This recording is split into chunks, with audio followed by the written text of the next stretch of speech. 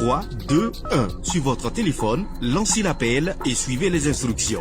Le 3, 2, 1. C'est un service d'information à la demande qui met à votre disposition des informations utiles sur l'agriculture, la météo, la santé, la microfinance, le foncier, le développement et bien d'autres contenus d'intérêt général auxquels vous pouvez accéder par appel téléphonique uniquement à partir d'un numéro Orange. 3, 2, 1. Un service de Viamo Burkina.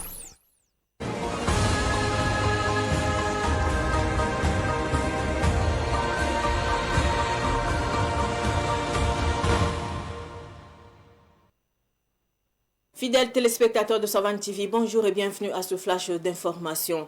Le combat engagé contre l'impérialisme sera très dur, mais seuls les durs vont passer. Tels sont les propos du chef de l'État tenus le 17 février dernier lors d'un face-à-face avec des jeunes au Palais des Sports de Ouaga 2000. Il a également souligné que la décision du Burkina Faso de se séparer de forces étrangères sur son sol a entraîné une augmentation des attaques terroristes, mais a renforcé la détermination du peuple burkinabé. Il a saisi cette occasion pour annoncer une réorganisation rapide de l'armée avec de nouveaux équipements et l'arrivée prochaine d'armements lourds pour faire de l'armée burkinabé une puissance redoutable. C'est une rencontre voulue par la Coordination nationale de la veille citoyenne patriotique.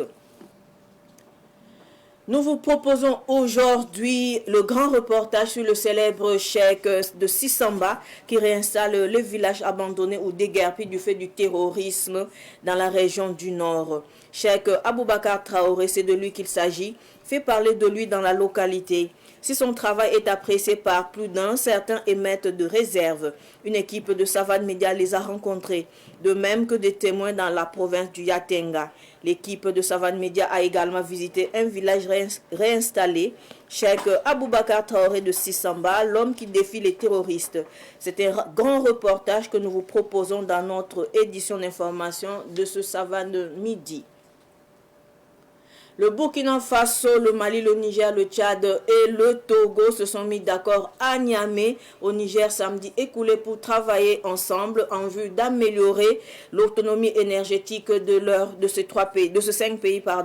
En effet, les ministres de l'énergie de ces 5 pays ont discuté de la collaboration énergétique et du projet Desert to Power pour renforcer l'autonomie énergétique.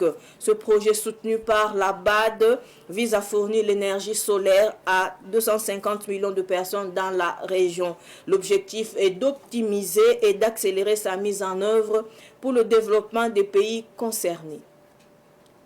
Ce flash est fait terminer. Merci de l'avoir suivi. L'info continue sur Savane TV. Au revoir.